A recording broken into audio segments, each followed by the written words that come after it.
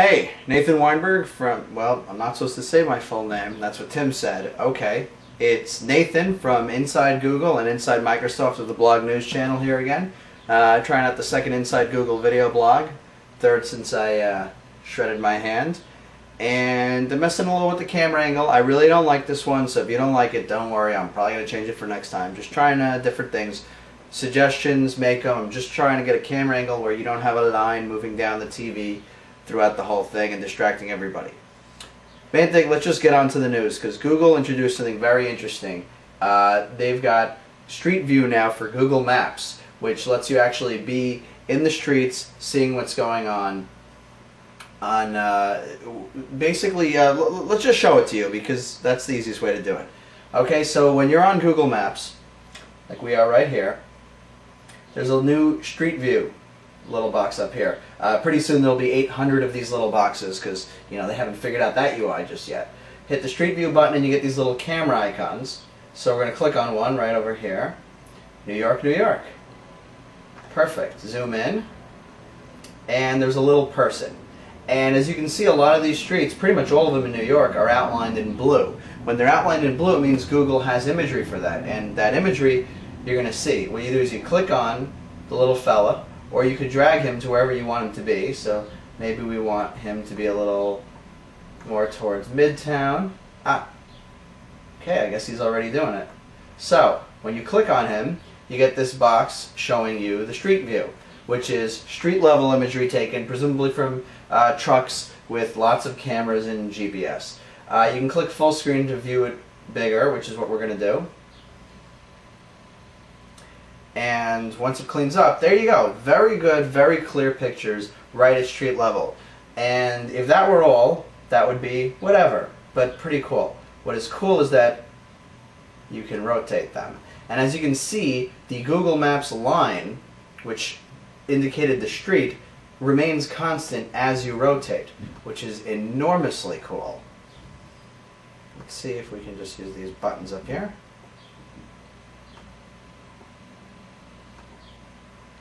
See that? Very cool. You can just picture Keanu Reeves standing right in the middle, dodging a few bullets. And these little white arrows, you can click on them, and it jumps you forward to the next 360-degree view. Just like that. And then, once you're here, you rotate once again. Get to see the beautiful scaffolding. Maybe this particular street chosen at random doesn't look the greatest, but you get the idea. You can see some pretty cool stuff with this, and the imagery is of pretty high quality to be looking this good on the TV. Anyway, so that's very cool. You're going to want to check that out. Google has a nice little video introducing you to the feature.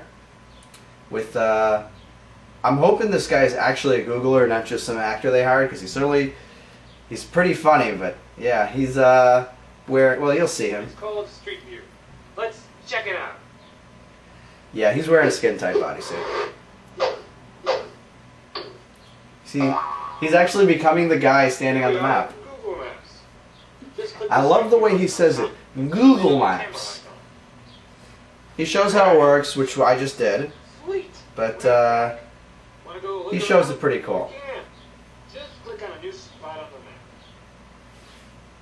Let's go full screen to get a better view.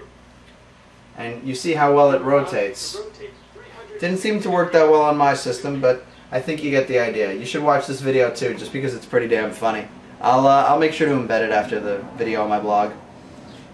Speaking of which, you want to see the links to any of these, as always, go to Inside Google, and you just need to pop that into Google. It'll tell you where it is. Okay? There are some things. First off, Google Maps Street View is only available inside the US. Google Geo locates you by your IP address. Luckily, you can still get it outside the US, as this guy shows. He's called Favorite Digs, and he shows that all you have to do is add &GL equals US at the end of the Google Maps URL. He shows you a little bit more how to do it. He's got an example link, and this guy is in Germany, but here he is watching the street view from New York. So if you're outside the US and you want to check out this new feature, this is how you do it. There's also privacy issues. RNAB notes that there are privacy issues. Basically, the fact that these pictures are being taken at street level. There are just people walking around, and you know what? If you wind up with your picture in Google, I don't think too many people are going to complain. But there is one thing people might complain about, and that's this. If you can make that out, that is a license plate number. I'm not even going to read it, but Arnav has it printed out, and he has the make and model of the car, and if that isn't a privacy violation, ooh, what is? So I'd worry if I was the owner of that car. People now know they know your license plate number, whatever that is good for. Also, there are camera glitches, as pointed out by this digger, and those camera glitches can be all sorts of things, including 20-foot tall stop signs sitting in the middle of your lawn. So it's all has to do with the fact that these are multiple pictures being stitched together, and when they get stitched together, weird things happen, like stop signs and lawns. Loosewire points out that there's another thing released just yesterday doing very similar things. It's from Everyscape. It also shows street level maps. It uses a Flash-based browser, and their stuff looks pretty cool too. These floaty Go icons, and well, you're going to want to check that out, see how it compares with Google. Their pictures do look pretty cool, and they plan to launch with 10 U.S. cities sometime this year. Philip also talks about the launch of StreetView. He's got some screenshots. But also, he points out that Google didn't just release that yesterday, they also released Maplets. Now, Maplets are these little apps that you can add to Google Maps. Basically, they're like Google Gadgets. They're widgets that can be added to Google Maps instead of adding them to the iGoogle personalized homepage. A number of Maplets already exist, including the Weatherbug, Booking.com, and Placial. So there's a bunch of them already. You're going to want to go check those out, see if there's any you find interesting. Also, Google Maps is now showing highway exit numbers. I believe this is new, so just, now you can see the highway numbers. They're like over here. Got it? Is that it for maps? No. Okay, so the only other thing is that Microsoft is also added some map stuff yesterday at the same conference. This was all at Wear 2.0, and while Google was releasing the street level stuff, Microsoft was improving their 3D images. They added 3D images of New York City, which look freaking amazing. I've got a whole demo of this taking up almost my entire Inside Microsoft video blog, so I'm not going to get into it, but you're going to want to check that out because this looks incredibly cool. If you haven't checked it out already, the imagery of New York City, this is the Empire State Building with the entirety of Midtown behind it. It's just unbelievable. And it would be remiss to not mention that Google Street View, Microsoft did it a year ago. Microsoft's implementation, probably not as cool as Google's. It's more static. It has the image of a car for some reason, and still, Microsoft kind of moved on. We haven't seen much utility in these street level maps. While they do look cool, A9 did it first, then Microsoft. Now Google's got it a year later. I'm not sure how useful they are, but Google did a really good job of implementing them. They really should, though, get cracking on the 3D stuff, because it seems like that's where the next battle is going to be fought. Gothamist also mentions that the battle between Windows Live Maps and Google Maps, the street level, which looks great, and the imagery of Central Park, which looks even better. Next story, finally, a different story. Okay, we've got acrappysearchengine.com.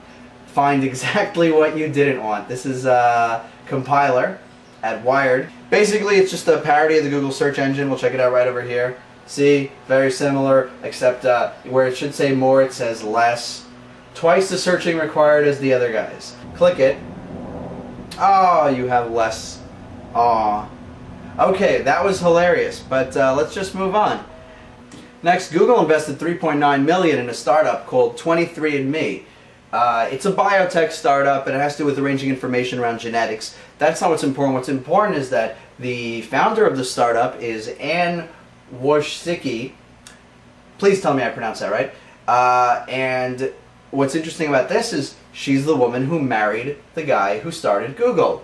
So she marries the mega billionaire founder of Google, and then Google invests in it. Obviously, that's going to raise some red flags in anybody's head.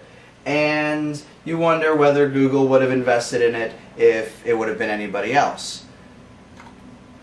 Valleywag points to Sergey Brin's Naivete. I have no idea if I pronounced that right.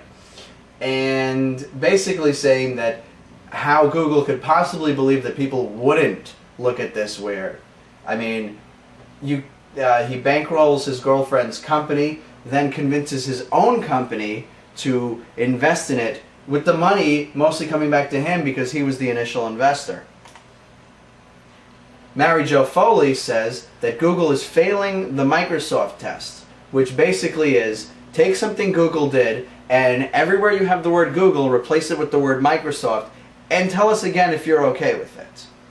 She's absolutely right. Next story. Google bought a company called Green Border, a company that creates security software designed to protect your computer while you're surfing the web. Basically, it's a sandbox for Internet Explorer, but it also supports other browsers and files that are downloaded from the internet. It keeps them in a virtual environment. I'm not sure if there's literally a green border around Internet Explorer or if that's just more of a metaphor for what they do. But I think it's cool, the idea of just this border surrounding you that protects you from everything. I should just put that around my windows before I go and try to close them. Speaking of security, Google opened an online security blog, which is right here. It's at googleonlinesecurity.blogspot.com. They've already got a few posts up, interesting pictures of whatever. So if you're interested in online security as it relates to Google, subscribe to that. And the director of Google Video has left. Adam Lashinsky at CNN reports that Jennifer Falcon, the director of Google Video, has left the company, which surprises no one given that Google spent $1 bajillion on YouTube. Kind of makes her job redundant. And finally, just house cleaning, Elizabeth Osmolowski, the editor of Search Engine Watch, has left.